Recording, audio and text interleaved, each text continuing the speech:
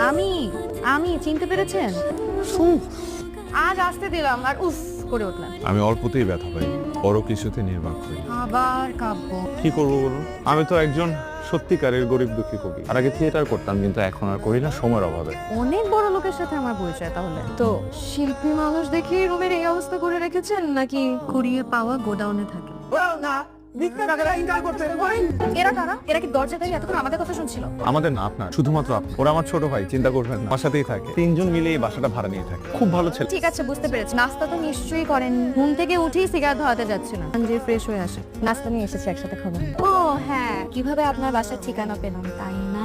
অবশ্যই জেগেছে। প্রশ্নের উত্তর আমি নিজেই খুঁজে নিয়েছি। থানা থেকে আমার ঠিকানা নিয়ে সরাসরি আমার বাসায় চলে এসেছে। আর বাবা যদি জানতে পারে যে আপনি আবারও আমার সাথে যোগাযোগ করেছেন, তাহলে তো আবার আমাকে ধরে নিয়ে যাবে। এখন যান না, ফ্রেশ হয়ে আসেন চট করে। আমার অনেক ক্ষুধা লেগেছে। শোনেন, ফিরে তাকে হাসিটা দিবেন কিনা এটা দেখার জন্য ডাক দিয়েছি।